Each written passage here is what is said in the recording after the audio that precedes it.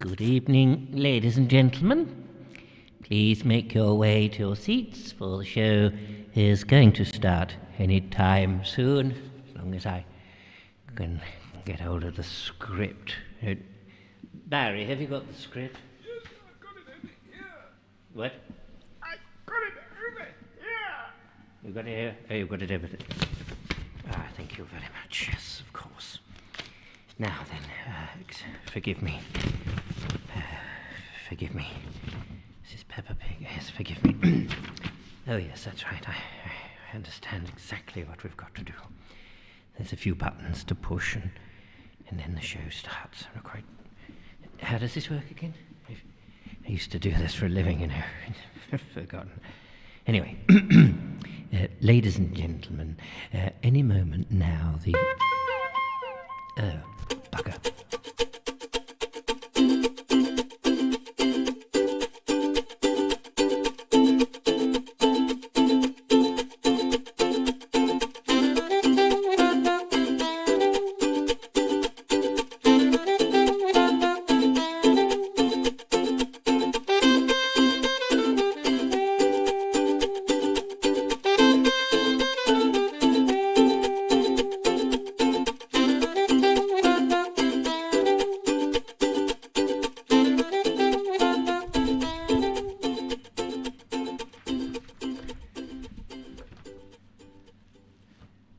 Good evening, ladies and gentlemen. Welcome to a slightly cold studio here in jolly old Worthing, West Sussex, at the foot of the South Downs and the edge of the Arctic Circle, I think, from the Vobes show on the 26th of November 2021.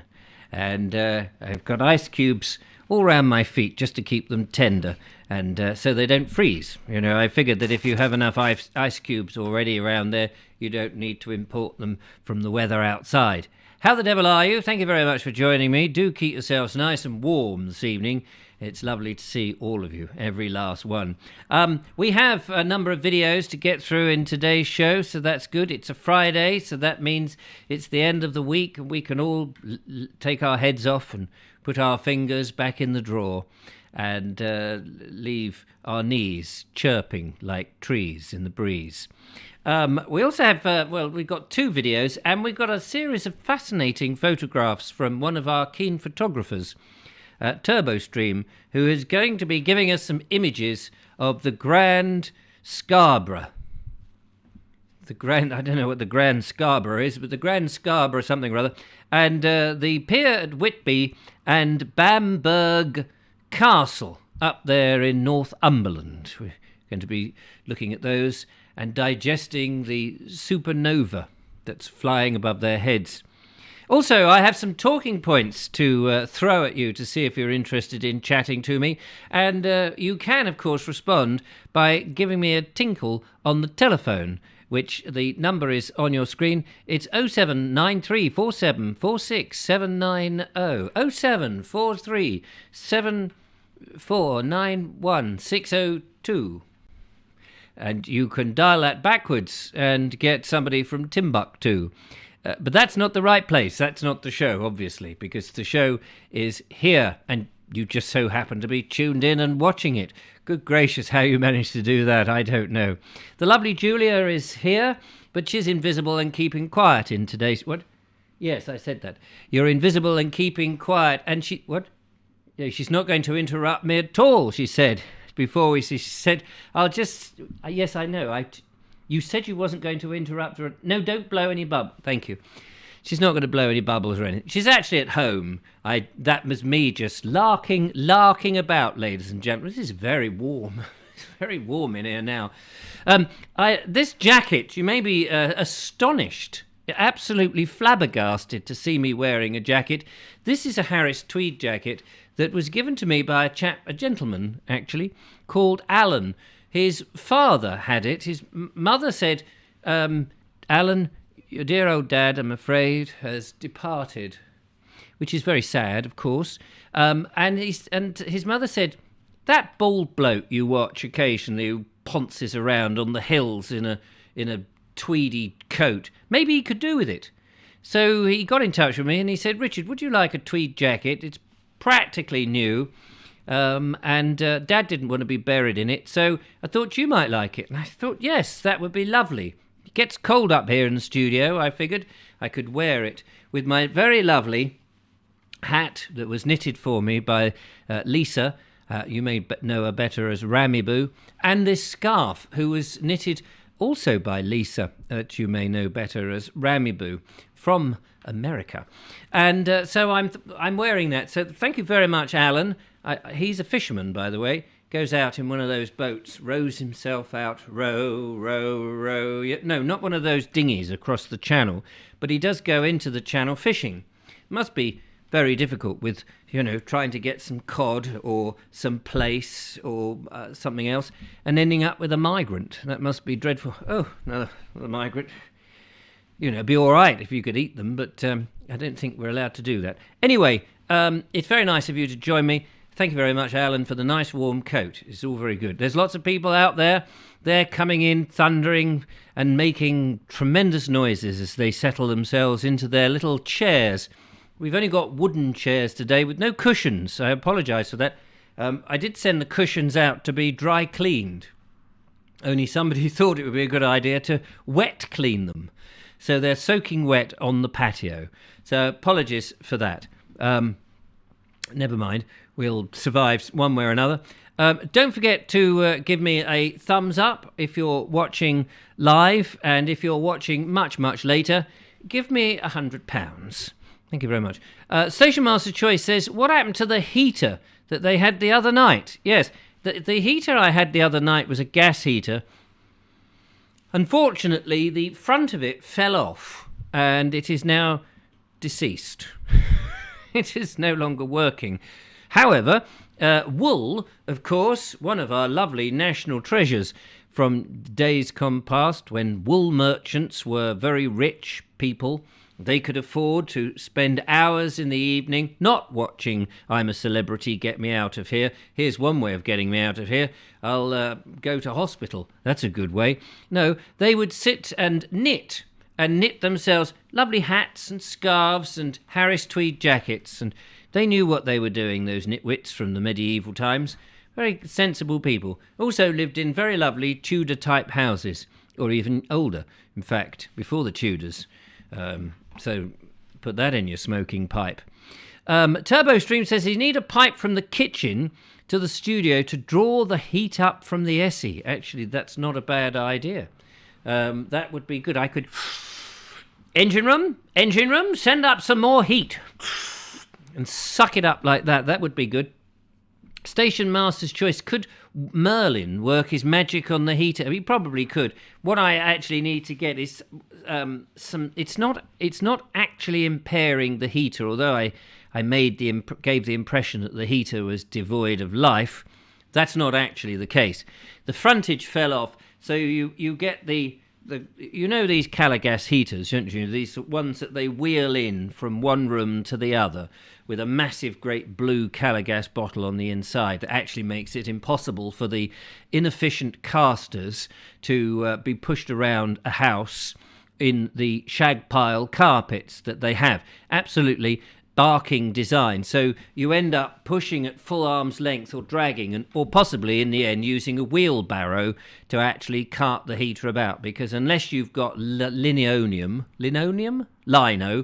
you've got lino, you can't manoeuvre the thing because it just gets snagged up in your carpet. Well, I don't have either. I don't have carpet. I have the odd rug and basically those funny not floor tiles, those laminate flooring, which you'd think it would work on, but instead it just scratches. I think the wheels have probably fallen off it, so it's very heavy and it scratches and so I've lifted it up and eventually the frontage fell off. So now is exposed those four little I suppose they're some form of fire brick that are there, and then this tiny little pilot light that pokes out. Well, now that is exposed and you can see everything, and it's excuse me, I don't want to see it. It's very embarrassing. Nude flames, ladies and gentlemen. Nude flames. You see the blue bits, you see the blue tits on the top, and you see the orangey bits as it goes. It's I mean, you need dark glasses to see that so you don't get Your eyes squiffy. Anyway, so it used to be there. That it's fallen a bit. So what I need is, I was thinking, I was going to sort of try and get some rope, but I think rope will burn. So I need a steel band. No, not a steel, not Jamaican band, you know. Not one of those Jamaican bands. I mean a piece of steel band. Oh, I've done it again, a steel band. I mean a steel band, but I don't mean a steel... Oh, you know what I mean. One of those with a Jubilee clip. So you'd have one at the top, one at the bottom, which would hold the frontage, because it does nothing. It's there is to protect you from setting light to the house. And I've got too many books in my house to set light to, and I don't want to do that. So there we go. It's Guy GFM. It's Guy from GFM here, and I've got a good piece of advice for you. Guy GFM, 25.2 on the megahertz scale. And he says it's called central heating. That's what you want. Oh, yeah. Bonnie says, I grew up with Lino. He was a lovely bloke, wasn't he, Lino? I used to see him every week. He used to come in and draw things on a megalithic tomb and all that kind of malarkey. Lovely Julia says, we had a beautiful marble floors when we lived in Saudi Arabia. Yes. Imagine having that in this country. Be freezing cold going into your marble bathroom. I mean, it might be marvellous, but it would be so, you'd lie there like a corpse on a slab. It wouldn't be so nice, would it? Station Master's Choice says halogen heater might be better. Ah, yes. Is that an electric contraption? I thought they used up a hell of 500 watts. That'll make my little pony whiz round ever so fast. We don't want any of that nonsense. Sean's Gardening World has suggested that Lino Blair was a great dancer. He's recently died, hasn't he, Lino Blair? Bit of a shame. Poor old bugger. I understand death got him. And Connor MacLeod says, that's a nice dog-tooth blazer you've got on there. It's a Harris Tweed, actually. We have a phone call. This will be interesting. Let's see if anybody can actually hear me. Hello, caller. Hello, caller. Come in, caller. Come in, caller. You are received. Hello, Richard. Ah, what? It's Bonnie. It's Bonnie, across the other side, near Hove. How are you? Over. Okay, I'm at 3,000 feet. Oh, my. So, Are you flying in your aeroplane? Over. No, it's just where my head is. Oh. How are you, Bonnie? Okay, so I was tempted to phone up and talk about Lino. It's one of my favourite subjects. Oh, well, let's have a nice debate about Lino. What is Lino made of? Is it a plastic? I don't know. I think it's from oil. But anyway, it's a petroleum product. But I'd like to tell you a story about Lino. Go ahead. So my dad bought a roll of Lino from up the lanes in Brighton. Oh, and yeah. It was in the 60s. Very and nice. In those days, they had rolls of lino tied up in string outside shops. Yes. And you picked your roll of lino, but we never had a car, of course. And we took it on the bus. So he took this huge roll of lino on the bus.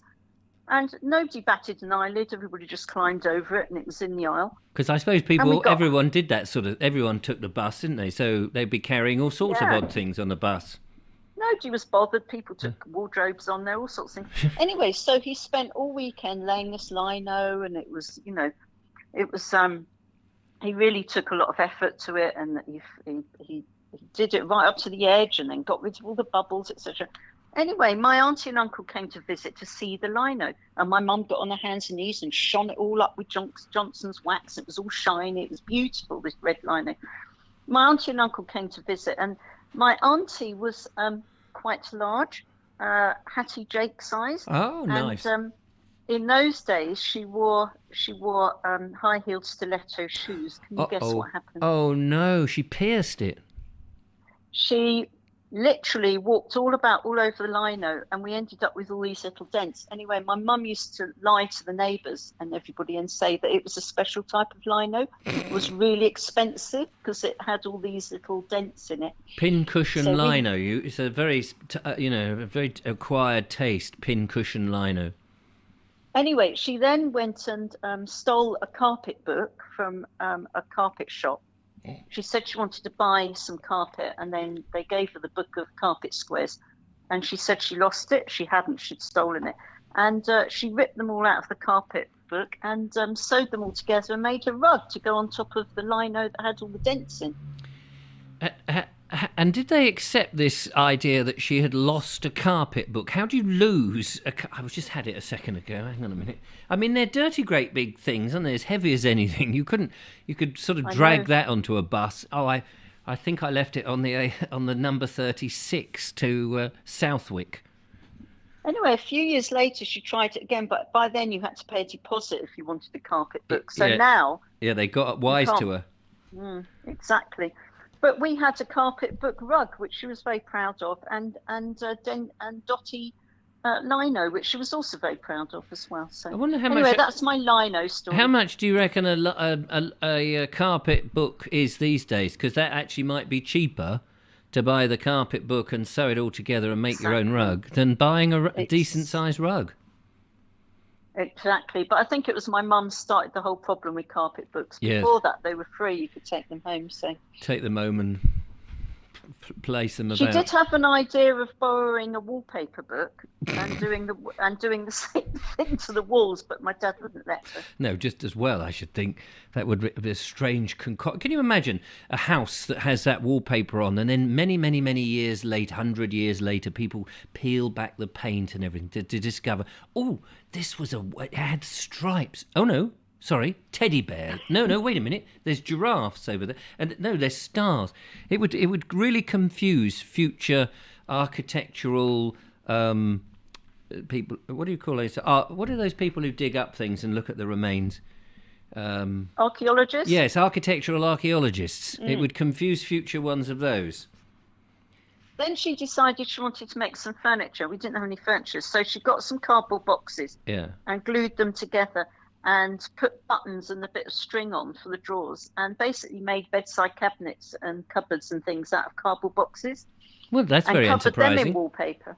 And covered them in wallpaper as well, so she was quite enterprising. Until you, of course, accidentally knock a glass of water over and thing starts to sag. But until that moment... Also, my auntie, who was rather large, I think I mentioned that, she sat on one. Anyway, she ended up sort of on her backside, and we saw her bloomers, so that was quite good. Ooh, what colour were they?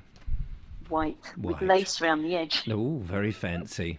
Just the same as mine. Anyway, that's my lino story, and from the 60s, so that's a bit of history for your programme. Thank you very much indeed, Bonnie. Appreciate that. Bye. Bye-bye. Take care. So there we are. That's Bonnie and her lino story. If you can beat that, do give us a call, 0793 4746790. Even if you can't beat it, just tell us. Have you put down lino before? My dad paid, when we moved into this house 31 years ago, my dad very generously looked at the kitchen, which was even worse than it is today, and said, I'll help you out by buying you a piece of lino. And he bought us a piece of lino, and I fitted it in. It was a sort of black and white, almost checkered thing, if I remember rightly. And it was slightly cushioned, this lino. So that was nice. And put it all in. But of course, just like Bonnie said, we then later on started to use these metal stools. And of course, it just starts tearing it up. So it's a funny old thing. You need, I suppose, that very thin, brittle lino. Lots of interesting comments going on out there. Sean James Cameron says linoleum, I don't know if I've pronounced that, linoleum, is made from natural and renewable materials, including linseed oil, cork oil, linseed oil, isn't it? And wood. Oh. He's obviously been on to, where, the Wikipedia. Vinyl flooring is made from man-made synthetic materials, such as something, which I can't actually pronounce, ethylene or something, in the form of crude oil, and chlorine from salt. Yes, there we are. Chlorine is from salt. So that's an important thing. Dave Vivad says Toolbag Ted from Birkenhead is the Randy Handyman. Yes, I bet he is. Comes about once a week and sort of does all sorts of things with tin tacks, but let's not work out that. And Mr. Mocky says Holy Lino Batman. Holy Lino. Yeah. She was a carpet bagger. Yeah, thanks. Market White says. And Marky T says, what do you get if you throw a grenade in a French kitchen? Linoleum blown apart. Very good. Love it. Keep them coming in. That's superb. We got a number of videos to play in. Now, Bonnie, you just heard on the phone there, she managed to bring out her 1960s Kodachrome camera, the old Brownie, and she's gone down again to get some more moving pictures of the murmuration. You may remember we had somebody with a heart murmur on the show the other week. All these birds, I think they were starlings, whizzing about the pier. Well, she's gone to get a slightly better version of it. So she quickly went on to Murmurations Are Us and downloaded a nice video for us to watch. No, she's filmed it herself, of course. Let's have a look at what she has produced.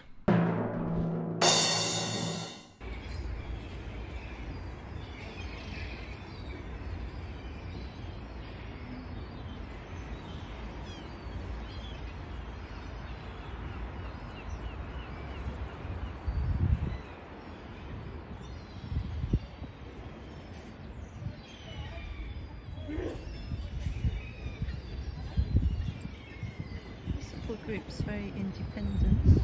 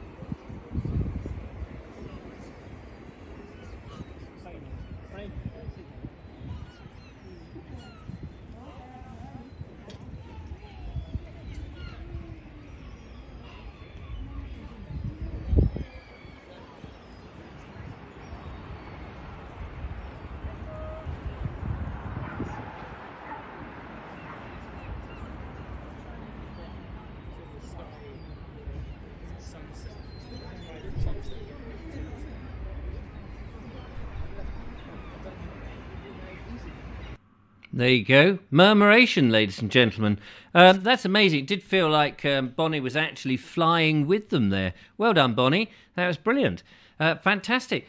You do wonder, though, if every now and again one of the starlings bumps into another one. Bunk. Oh, bloody hell. And you never see them, collide or drop out. How do they do it? But the big question is, why? Does anybody know? Anybody know why they do this very weird thing and how that comes about? There must be some reason for it. And do they do it at all times of year, or is it just in the early winter period? Send me a postcard attached to a £50 note, and that would be much appreciated. You don't have to put the answer on, just send the money in. Right, good. Thank you very much. We've got another video coming up later on, ladies and gentlemen, here on The Shiver Show with me, Phil Shivers. Actually, I'm quite warm. I can tell you what, this is incredibly warm. I don't know if Lisa's out there. I haven't seen her name go past. Is Ramiboo out there? She sent these in last year. It's very, very lovely. And as I say, Alan sent me this lovely jacket. Bonnie says the film shown on TV tonight isn't from this year. The numbers build up over the winter. Oh, do they? It isn't from tonight. Oh, I see, on the tonight. It's to defend against birds of prey, says Alan Sandell. Is it? Birds of prey, would they be attacking them? And so they sort of give this idea that they're a massive, big monster flying about, which gets rid of them. Wonderful. That's fascinating stuff. Lynn B says, yes, it was on Meridian News. The pier has a dedicated place at the end, which is all about the Starlings. That's marvellous. Right, got some talking points to whack on with in today's show. Black Friday it is, apparently, and I've had nothing but emails about these wonderful deals that you can get. Almost the people in the marketing departments of various companies who I've dealt with over the years or have never dealt with seem to think that they need to target me umpteen times a day. Have you seen our sale? Have you sure you saw the sale? We have got a sale on. I don't know whether you noticed it. By the way, we've got this sale. Look, you stupid blind git. We have a sale. Why the hell have you not bought anything yet? For goodness sake, if you don't come and take advantage of the Black Friday thing, we're going to send the boys. Look, you blooming irresponsible, you keep deleting the email. We're going to, right, that's it. We're suing you because you've not come along and bought anything from the Black Friday. We've had enough. You've been banned. You're not allowed to buy anything from us unless you buy from... Have you had this? Have you had this? Bombarded by Black Friday and all of this sort of stuff. I'm surprised that they've not, the woke brigade have got on top of this and said, this is a bit racist, isn't it? But you never know. Now, I also have seen that there has been a lot of frauds, that people think they're buying things at this discounted price. It's fridge, £372. Come and get a fridge. Special discount, £372. We've only got 200 of them to go. Will you buy one today? It's heavily discounted. Only to find that actually they're either more expensive and they're pretending that they've got a discount, or they're it's identical price as they were the week before, and that actually they're just pretending that there's a discount. It's Black Friday, £752. So have you bought anything? I'd be interested to know. The other warning I had was people are buying stuff only to find out that these things that they're buying are duds. They're not either they're not the thing they thought they were, or this lovely fridge that you bought for £772 doesn't actually freeze anything at all. In fact, if you put your milk in there, it'll boil it by the end of the day because it's warming up. It shouldn't be. It's a fridge. It should be frigid and not having sex with its neighbours. But my goodness, that fridge is as randy as anything. It's as randy as randy on a randy day in spring. I haven't even left the house today, says Turbo Stream. But most people aren't leaving the house. That's the thing. They're online, heavily. I must buy something. It's Black Friday. Yes, they're all buying black clothes, black hoodies, black trousers, black shoes, black eyeliner, black lipstick, black nose. Anyway, I'd be interested to know if you've actually succumbed and bought anything, and if so, what have you bought? I want to find out. Have you been satisfied with the discount? Were you aware that there was a discount or not? Is it, as Mr. Mocky says, fridge sexy time? Well, it could be. You never know. Or doll's house size scams. Yes, buy this doll's house, ladies and gentlemen. This doll's house. It's so small you could fit a family of 10 in it. Yes, it's a real life-sized house. It can't fit in your house because it's £742,000. It comes with 6 acres of land and it's in Northumberland. And you thought it was a tiny little miniature Dallas thing. But no, it's a real ranch. Station Master's Choice says, I did actually buy something on the Black Friday event. Got my new supply of coffee beans. Ordered for almost £10 less than the usual price. But I needed them anyway. Well, I hope that you get the correct amount and they haven't actually taken 10% of those beans out.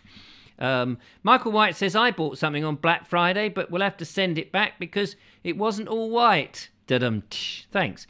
And Lynn B says, I bought a carpet cleaner today on Black Friday deal on Amazon, £129, reduced from £279. So she's feeling chuffed. But, she says, I don't usually bother, but I actually did want one. Well, that's good. I mean, if you actually are buying just stuff because you're just buying it and it's on a sale, then that's great, as long as the thing is what it is and it purported to be. It's interesting, though, because as we know, a lot of shops and places have suffered over the last couple of years because of the pandemic. And because of the pandemic, we found that a lot of companies who had to shut up or couldn't open on the high street or were unable to get their deliveries done because there was a pandemic, they actually still trying to get back to where they were before the losses happened because of the pandemic. So it's actually quite hard, I would think, for shops and things to continually reduce the prices. I don't understand why we have a Black Friday. I think it's an Americanism, isn't it? After Thanksgiving, then they want to sort of like sell everything really dirt cheap. Now, I did hear an interview saying that a lot of electrical goods and these gizmos, laptops, phones, and all those sort of things, cameras and things, are usually discounted anyway at this time of year, because they got tons of them in stock, because the new product, the new super glossy, more exciting with more pixels and RAM and who knows what, memory and sensors and everything else. It's got glowing keyboard on it. Woo! Yes, you can lift it up with your hand. It's 2% smaller and 8% more expensive. It's coming out in April, so they want to clear the stock, so I can see why they would want to get rid of it. Mr. Mocky says dog sausages. Right, thanks for saying that. That's really helpful. Where were they white? You don't see white ones these days. Dog sausages. No, I suppose you. I don't know whether you ever saw them. Dog sausages. We do have a phone call now. Let's find out who that is. Hello, welcome to the show. Hello. Hello, I say. How are you? Very cold here in London tonight. Oh, very cold. Sean James Cameron, London reporting.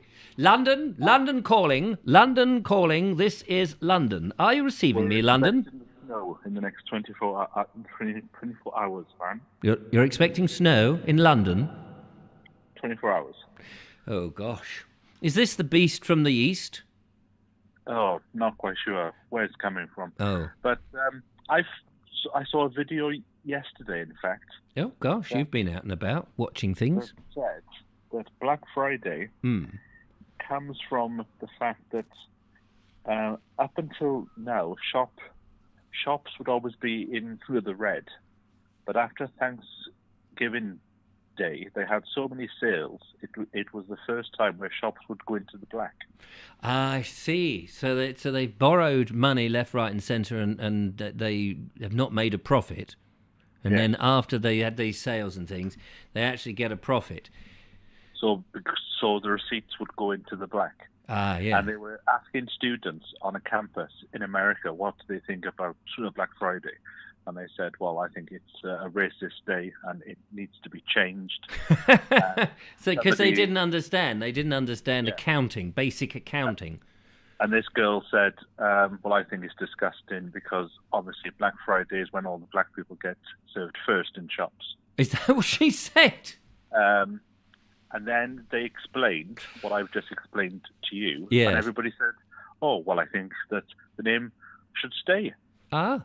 So once common sense happened, it prevailed. They explained what it was about. And I thought, oh, that's quite interesting. So it's all about that. Today would be the first day the shops would actually start to turn a profit. Right. Okay. It's a shame that it's taken right down to the end of November for a shop. Well, that's what I thought, yeah. I mean, that's amazing. You know, if you were setting up business, you'd think, well, what I'll do is I'll set up business mid-November because I'll go straight into a profit. I'm not going to set up business at the beginning of the year because all that time I'll be in the red. Yeah. That'd be daft. Oh, how interesting. How is life up in London? Is it busy? Did you go out today and look at the Black Friday shops? No, because I'm gardening by the moon. Oh. Biodynamic gardening. Mm. You have to do certain things on certain days. Right. Which is supposed to benefit the vegetables or the fruit. So today is a fruit day. And tomorrow is a fruit day, so I was you're a fruit cake. My apples, my pears, my cherries. What else? Plums. How are your plums? Well, I've got big plums and small ones. Are your plums anywhere near as big as your pumpkins were? Well, we'll have to wait and see whether planting them this afternoon will be any good for them. So tomorrow I will be planting my red currants, white currants, black currants, raspberries, red, white, and blue. And you're doing this at night, Oh, I thought you were doing this thing in the shadow of the moon. Yes, but the moon is always there. It's just we can't see it at certain points. Oh, I see. I didn't realise that. I thought the moon only came out at night. And at certain points of the month, it's closer to the Earth, and it's further away from the Earth. Ah, you pity the bloke who's made the stepladder that can go up to the moon. Only it's in the wrong part of the year where it's further away, and he goes, "Oh, another 30 rungs I need." So the theory is that we know that the sea is affected by the moon, or the moon affects the tides. Yes. Therefore, it affects the water, the water table in the soil. Okay. So you would harvest in the morning because there's more moisture in the plant, because by the afternoon the moisture is drained. Therefore, fruit tastes better in the morning. Oh, well, there you are. So you mentioned plums. I wanted to ask you, apples come in a whole load of different varieties, and I imagine pears and oranges do. Do you get lots of different variety of plums? Or is it just plums? No, you get a variety of plums, but usually everybody just grows the Victoria plum. Oh. Why? So why is that? Because it's more bulbous and tasty, or bigger, or just? Because there's a lot more flesh on it. I see. Yes. It's all about the flesh on the bone. You've got to have a good bit of flesh on it, haven't you? Otherwise, it's not worth it. What's the point of banging your teeth into a stone? If it's not going to give you a good hearty meal. Yes. And presumably the stone in the middle of the plum is the seed. Is it for the next one? Yes, it's inside. So if you were to put it into a little bowl of water, after a while it would open up, and then you could see the little seed inside. So what? Open up like a clam? A bit like an avocado. Oh, avocado. Avocado. I don't want one, thanks. I've got a cardi.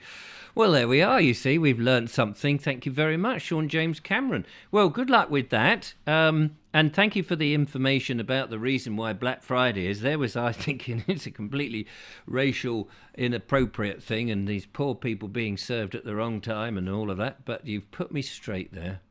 Well, I woke up at 6 o'clock this morning because my phone had already started to ping. Oh, God, yes. Black Friday this, Black Friday that, and I'm going, I still haven't got any money. No. But even if it's in a sale. What could YouTubers do on Black Friday to make people, I'll discount my videos even more. They're free at the moment, but I'll discount them. A lot of people have been discounting their things like T-shirts and mugs. Oh, have they? I think I would do the reverse and just put double the price. So if you want one of my lovely mugs, the Bald Explorer mugs, on Black Friday, I've doubled the price. Well, I did see a report that said that 60% of stuff that's available on Black Friday is actually more expensive than it was on Tuesday. Yeah, why does that not surprise? And have we not got Cyber Monday coming up? So if you haven't spent your money, you've got the weekend going, oh, I missed out on Black Friday. Don't worry, Cyber Monday's here. Well, I had a thing this week to say Black Friday sales start this week. Well, that's not on a Friday. No, I was in a shop last Friday, and I overheard. Well, we were looking at the second-hand furniture. I was in this second-hand furniture shop, and we were looking at the stuff for my kitchen when I did my bathroom video, and I was doing all that. Yeah. And we were in there, and I overheard this conversation where the woman came in. She saw this side cabinet. It's a great big dark mahogany thing. And she said, oh, I like that. How much is that? And they said, oh, it's just come in, actually. We haven't priced it yet. She said, oh, but how much is it? Because I must be discounting it for Black Friday. And they said, yeah, we probably will put something off for Black Friday. She said, well, it's Black Friday today. He said, no, it's next Friday, because this was last week. And she said, oh. And of course, and everywhere I've heard people going, it's Black Friday week. Never mind just one day. It's been the whole of the previous week. Have you ever been in a shop where somebody wants to buy something, say for £20, and they say how much for cash, and they go, well, it's still £20. Yeah, but in the old for cash? Yeah, in the old days, you could do that. I mean, I did that with, that takes me right back to when I was 15 buying a cine camera. And I remember it was £32 or something. And I said, how much for cash? And actually what happened was he said, well, we can't discount it for cash, but we'll throw in a couple of rolls of film and some old spools. And I used to do that a lot, how much for cash. Because, yeah, and I think it was like one of those things. They could lose the product off the shelf. Oh, it's damaged. We had to throw it away. And keep the cash back in those days. Of course, everything now is all digital and itemised, and you can't do it. But well, just before I go, yeah. What's the Christmas tree situation like down there? Because they're popping up all over the place. Oh, the Morrisons have got them. They're all over the place, these Christmas. Everyone's going bonkers. I think there was this theory that I think this is a bit of reverse polarity going on. Boris sort of has hinted, or his minions have hinted, that Christmas might be cancelled. And so everyone's shoved out all the Christmas stuff early, including the turkeys and this, that and the other, and the Christmas trees. And I think it's just a ploy to get people to buy all the stuff. They won't cancel it. Now they've said, oh, we've got this new variant, and people will be buying even more stuff, and arranging people to come over. But I don't think they'll cancel it. I just think that's just a ruse to get people to spend a lot more money, and, of course, to get the jab. Those people who haven't had it, we've got a super duper nasty variant coming in. You'll have to have the jab now, or you'll all die. And if you haven't had the boost, because that's the thing, they want to get everybody to have the booster as well. And a lot of people are going, look, I've had 2 jabs. Do I really need the booster? How many of these jabs do I actually need? So I think that's just, again, it's a bit of a sort of, it's really, really bad. You're going to need your booster. And if you haven't had any, have loads. And buy your Christmas presents whilst you're here. And don't forget, it's Black Friday. If you don't buy something, we give you a black eye. I must say, that charity shop that you go to is a bit like an Aladdin's cave. Oh, and then we went to a bigger. We went to the greenhouse, I think it's called, or the glass house, the greenhouse, which is a little bit further down the road from where I am, and it's like an aircraft hangar full of stuff. Absolutely, we couldn't find what we wanted, but there was everything else that you didn't want. It was brilliant. Why didn't you go in and rather than saying how much for cash, say how much for an influencer? Oh yeah, like how much for Visa? Throw the cushion. Yeah, well, I should go in and there's a gentleman who watches the Bald Explorer, who has an antique shop near not the Seven Dials? That's in Covent Garden, near the 5 Dials. Is it in Brighton? Anyway, he's down that way, and he saw me once, and he said, "Oh, you must come in and have a look. We've got everything you don't want." So, because I said, "Oh, have you got such and such?" And he says, "No, we have everything you don't want, but you'll go in and you'll leave with something, because you go in and you go, oh, I must have that." And he said, "It's just one of those places."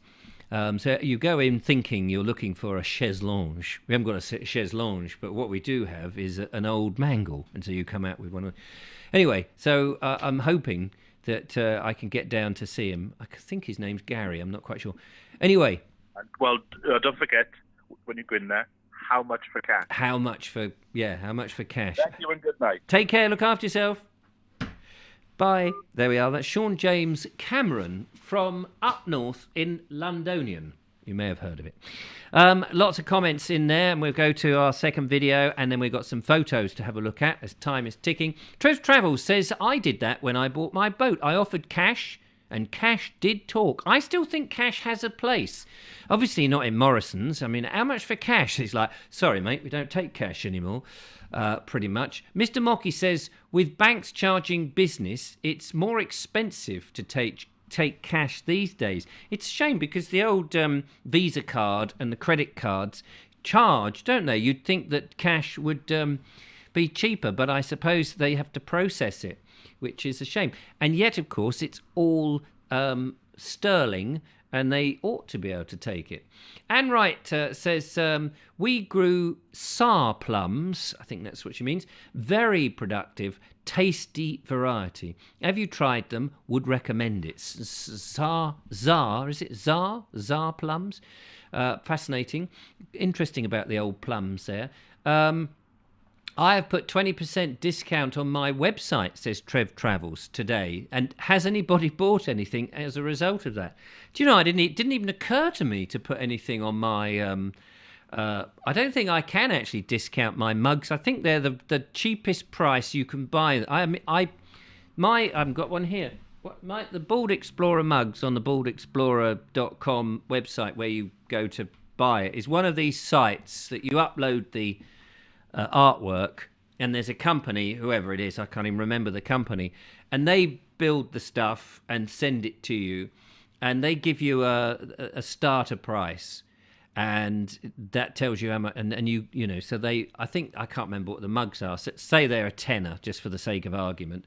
So I'll probably get something like 50p, and they probably make them for about £5, and they make £4.50 profit, and I make 50p. So I mean, you know, it's nice when people buy the merchandise, but to be honest with you, it doesn't make me rich at all. And yet you see some people who's got these YouTube channels, and they're always going, don't forget to buy a so-and-so t-shirt, and don't forget to buy... And you think, you must be making more money than you think, but £10 for a mug, even if it's somebody you like, I still think that's a lot of money. So that's why I've never bothered to pursue these things, because I just think, who's going to buy it? Why would they spend that money? And what will they do? You end up dropping a mug, don't you? Or my mug, my Bald Explorer mug that I had to pay the same money as everybody else just to have one, because you don't get discounts even though you're one of the merchants on the thing. I knocked the mug handle off when I was washing it up. So I can't even, you know, I can use it if I hold it like that, but there's no handle on it. I'd blowed if I'm going to buy another one. I don't make many money. It'd be paying myself 50p and then losing £9.50. So it is a bit funny old thing. Bonnie says Zorro peed on Christmas tree today. Oh, Zorro, naughty, naughty.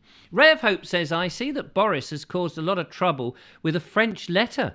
No change there then. Yes, child number 8 will be on its way. Probably shared with Monsieur Macron. Macaroons. Have you had macaroons? They're quite nice. I had Eccles cakes today. The lovely Julia and I went to visit a lovely lady called Sonia. I was getting rid of my tumble dryer, and I mentioned it in one of my videos. I said, I'm going to have to get rid of it. And she, quick as a flash, said, if you're going to get rid of it, could I have it? And I said, yeah, of course you could. She says, the only thing is I'm not unable to pick it up. Do you mind dropping it off? I said, no problem at all. So today we dropped it off. She's a lovely lady. She baked some Eccles cakes, and they were delicious. We had a cup of tea and a good old chin chat about this, that, and the other. It was lovely. So I don't know if you're watching, Sonia, but thanks very much for taking the tumble dryer off my handy honks. What else? Horses were fed on mangel wurzels during the World War II. I think they still grow mangel wurzels, don't they? Do they not still feed horses and various things on that? I'm sure that mangels and turnips and things are grown for animal feed. Elaine says, Richard, you must look around Erasmus for some bargains in Port Slade. Been there once before. It's just a little bit out of my way, really, but you're quite right. It's been one of those places where you go in and end up coming back with something. Audrey Forbes says, I don't use mugs, just cups and saucers and proper cutlery. No, I quite agree. Very English. That's what I should do. Get rid of the mugs. Where did mugs originate from? Are they not English? Is it mugs? Or is it just a class thing? Call for Joy says, you cold, mate? Just join. Yes, it's Ice Station Zebra here at the moment. Royal Dalton. Here's Royal Dalton. Didn't Royal Dalton do toilets as well? And Bonnie says, what's the worst prezi you've ever received, Mr. Vobes? Well, there's a lot of them. I can tell you, one of the worst presents was, I remember my father, when he was alive, he'd got me a present. I must have been, I suppose, in my mid-30s, maybe early 40. And he got me a present. It wasn't wrapped up very well. And I opened it up. and it was in a box that had the word Sennheiser on it. Now, for those uninitiated, Sennheiser make microphones. And for a lot of people who'd worked in the industry, the filming industry and stuff, Sennheiser was one of the top professional companies that would make proper microphones. And you're talking hundreds of pounds for a decent microphone, a really good top-end professional one that you could throw around. And my heart went all pitter-patter. I thought, my God, my dad's bought me a microphone, because I was a bit concerned that he'd spent a lot of money on the right microphone with the right cardioid pattern, so it was what I wanted and what have you. But I was amazed. Of course, he'd got this box because he ran a business at the time, and God knows where he got this box from. And there was something like gloves in it, which was nice, but I thought I was getting a £300 Sennheiser microphone, but I got some rotten old gloves. I've never forgotten that, Dad. I've never forgotten it. So now that he's dead, he doesn't speak to me. Bonnie says, my mother-in-law gave me a plastic sink dish drainer. Handy, isn't it? Always handy to have a drainer. Anyway, we're going to show another video now, ladies and gentlemen, and we've got another talking point if we get time. So let's go to our video thing. And this is the last of Bernie's for a time being. He's up there, as you know, in Barmouth. He's not there now, obviously. This was filmed in the summer. And this is the last of his little visits to Abbey Moor, or Barmouth in Wales. So let's find out how he's getting on. I'm looking over at our hotel, and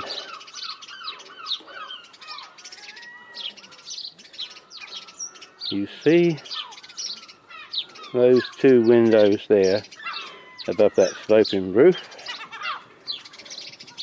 That little window there to the right is mine.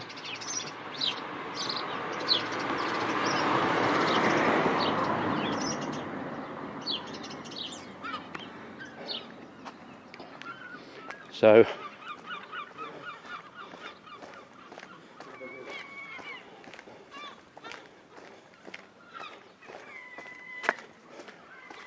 I'm glad to get out for a walk in the morning.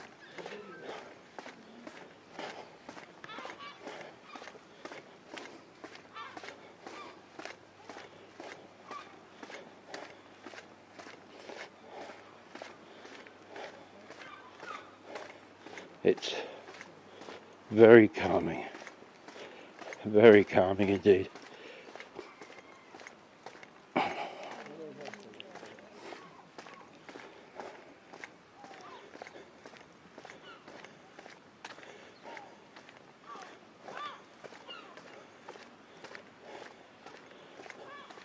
And somewhere over there is Ireland.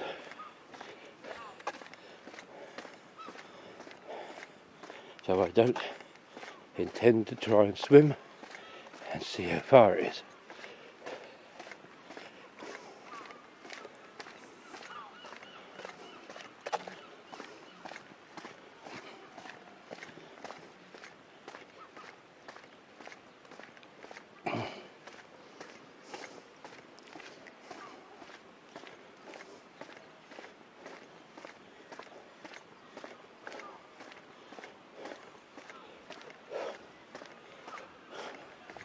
I just want to film one more thing before breakfast.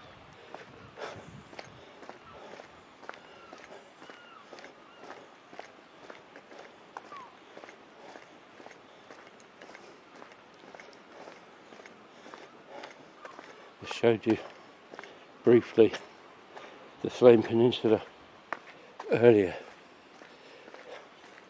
and the situation has changed again. I was last here some 54 years ago, and we stayed at a place called the Tadnanant Caravan Park, which, if you can see that footbridge over the railway on the headland there, it's just round the corner from there, as I recall. But I want to show you the cloud formation over the Lane Peninsula, because I think it's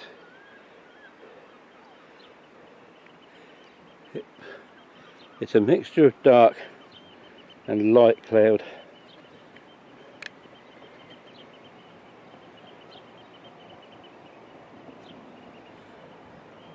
As you can see, but it just enshrouds the hills up there, and this man is coming along with his dog, so I'll leave it there for now, and I'm sure we'll get another opportunity later on. So that's it for this morning. I'm going in for my breakfast. There you go. Thank you so much, Bernie. It was fascinating to see it. That was earlier on in the year, but it did look very much like it was today, a bit overcast and grey, which is a right shame. But lovely to see it, and we look forward to the next one, Bernie. Fantastic. I've warmed up, as you can see. I'm now sporting a different outfit. As the temperature rises here, as the Eskimo effect of the snow building up outside of the house is taking on its special presence, which is lovely. Good video, wonderful, and thank you very much. We've got some photos of TurboStream, which we shall be having a look at in a moment.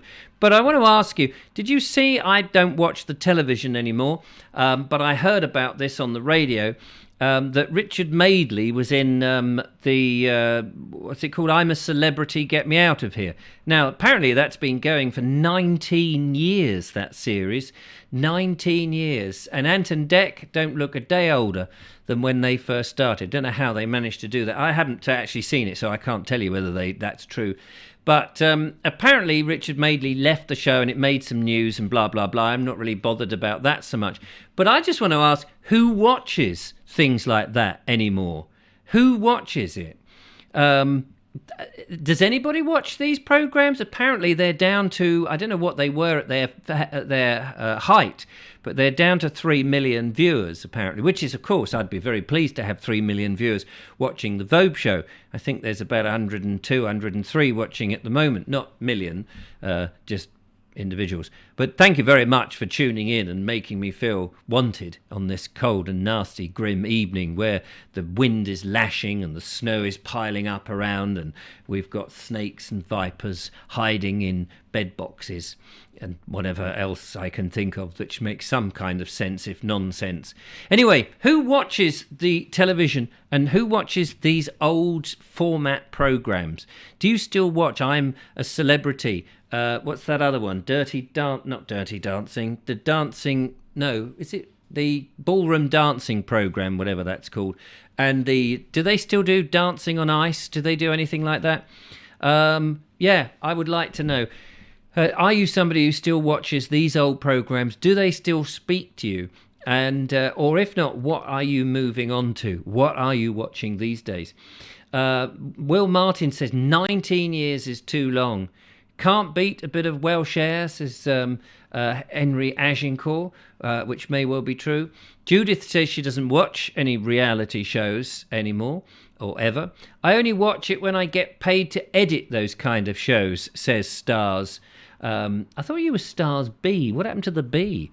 Oh, right, okay, so yes, if it's your job, it's a slightly different thing, isn't it? David Vad says, Donald, where's your trousers? I'm not quite sure what's that about.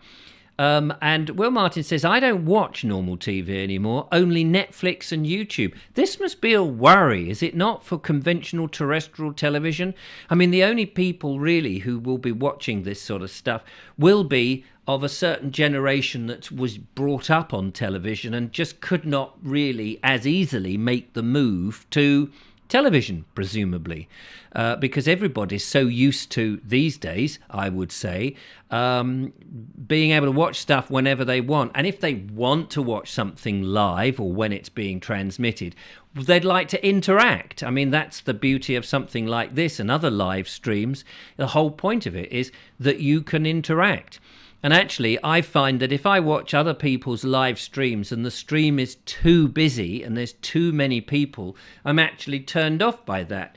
That's why I think something like 100 people watching this and 30 people actually commenting is a nice round number. We all feel inclusive, we all feel part of it. Hopefully you feel part of it. I try to read out as many of your comments as I see when they come up, and I can't read everything, you understand. Paul Smith says, would you turn it down if they offered you a chance to appear? Would I turn it down? I can't think of anything in those shows that I would want to be stuck there doing. I mean, the money would be the thing that would tempt you, wouldn't it? But otherwise, just appearing on television for the sake of it, to eat bugs or whatever they do in Wales, I think they are. I don't know. No, I wouldn't. Doodle Sparkle Cleaning says Netflix or YouTube, not really anything else. Yes, I can absolutely understand that. I don't even watch Netflix because I'm too mean to pay the subscription. I don't have Amazon Prime either. And as soon as an advert appears in a YouTube video, off it goes. So if people start putting adverts in the middle, I'm rubbish. I mean, I just go, well, I lost the train of thought. I don't want to watch. That's why I only put adverts on mine at the beginning, because I think people they'll suffer that, knowing that for the next 15 to 20 minutes there's no adverts in. Mr. Mocky says my mother is 80 and watches Netflix, YouTube and Prime, and told the BBC to sod off. Excellent. Well, people like that is just what we want. TV is too woke, says Will Martin.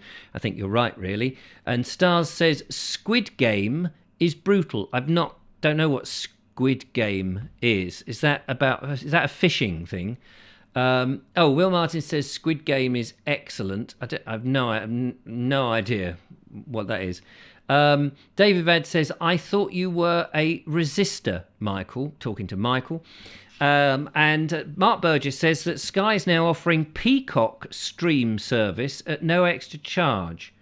You'll have to explain what that means. What the hell is that like a live webcam watching peacocks? What is Peacock stream? That is something else, I think. And Andrew Norris, he says, with Adblock, I never get adverts on YouTube. So there you go. That's the way to do it. Do you have to wait whilst they block the advert? Do you have to wait? And Conor McLeod says Doctor Who is too woke. They've spoiled it. Yes. Well, there's a subject for another day. We're coming up to 9 o'clock. We're going to look at some pictures. There's a subject for another day. Is what has TV ruined for you? We might save that as another topic, I think. But let's have a look. TurboStream very kindly has sent in some lovely pictures, which we're going to have a look now.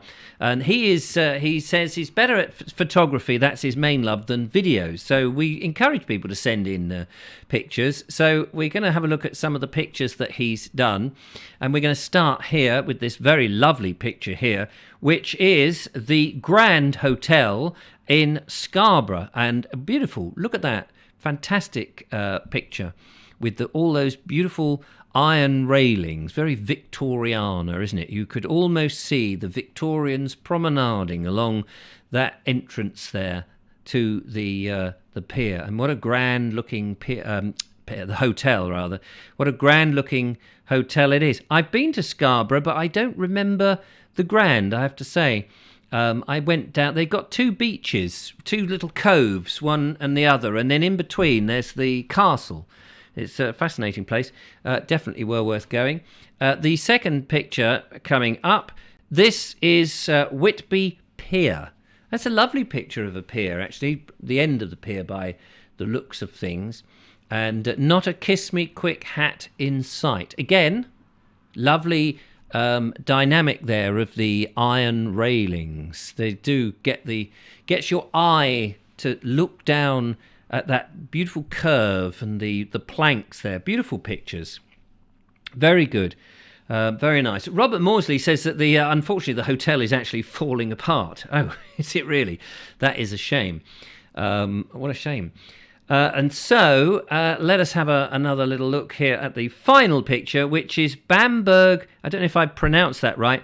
Bamberg Castle in Northumberland. Oh, now that is a dramatic one. That's almost like the castle in Starling, which they used in Colditz. Do you remember the Colditz? If I remember, it goes something like ba-dam bum ba-ba-bum ba-dam bum ba-ba-bum bum bum. Was that it? Was that Colditz theme? Da da da da da da da da. Something like that, if I remember rightly. Anyway, that's a very dramatic. Imagine trying to storm the castle. There you are, down at the ground level, and you're trying to storm that castle. It would be very difficult, wouldn't it? With all those rocky things and people chucking urine and dead animals and feces and boiling tar and what have you at you. Wouldn't be very nice. Yeah, that would be very grim. So dramatic photos. Thank you so much, TurboStream. Don't forget, you can send in your dramatic photographs or not so dramatic photographs to me. Just send them to richard@vobes.com. That's my email. Put in the subject line, Vobe Show Photos, and then I'll know to set them aside for the Vobe Show. If you've got a little bit of explanation, that would be great, because if you haven't got any explanation, I've no idea what they're about. It's nice to be able to introduce them, obviously. So, yeah, that was absolutely fantastic. Well, ladies and gentlemen, it's after 9 o'clock, and we're getting into the weekend. Now, I need to just remind you that, of course, Monday there is no Vobe Show. I've been invited to a little soiree that Julia is giving. It's her birthday on Monday. It's a 40th birthday. So if you want to send her some presents, you should do, because she's well worth it. She's a lovely lady. Send them to me, and I'll pass them over to her. So if you want to send them to me, richard@vobes.com, and I will forward anything you send over, even if it's an e-card or something like that. Good old Julia, she's on the big 4-0, and her life will begin, apparently. So that's on Monday, so it won't be around Monday, but I am still considering doing an hour show up to Christmas every night, because I don't think it's likely that I shall be away. So I might do weeknights every night, as long as I've got a nice talking point. If we've got an audience who wants to come in, don't feel you have to come, of course. You've got lives, you've got things to do, people to see, phone calls to make, letters to write, Netflix to watch, all that kind of stuff. Sean James Cameron says, will you be jumping out of a cake? Oh yes, I will. I shall have my little girly frock on, and I shall be jumping out just like Marilyn Monroe did to the Mr. President, and being going, happy birthday, lovely Julia. That's me in my little green tights. Ron Langley says, happy 40th birthday for Monday to Julia. Robert Morsley says, thanks. TurboStream says, no way is JLT 40. No, it's her 30th, but she likes to pretend that she's older than she looks. And Daniel Watkins says, happy birthday, which is fantastic. So there we are. That's pretty much all the things. So there you go. That's it for this week. Have a wonderful weekend, whatever you're up to. I've got bits and bobs to do. So that will be Wednesday. Well, I may be back on Tuesday. I may surprise you, but otherwise I'll be back Wednesday. I'm still just cogitating, is it worth doing? It's very cold up here. I need to get some sort of heating sorted out. But anyway, that's it. Thanks for the videos. Don't forget you can send your videos in via WeTransfer to the Vobie One-Eyed Kenobi for the show. But in the meantime, have a lovely weekend. Enjoy yourself as much as you can. Try not to spend too much on Black Friday. If you are got a bit of spare change, you can, of course, donate to the Vobe Show to keep this show coming, where we try to entertain you or annoy you or something. And go to baldexplorer.com, where you can find ways to make any kind of donation should you wish to. Anyway, that's it. Take care. All the best. Till next time. Bye-bye.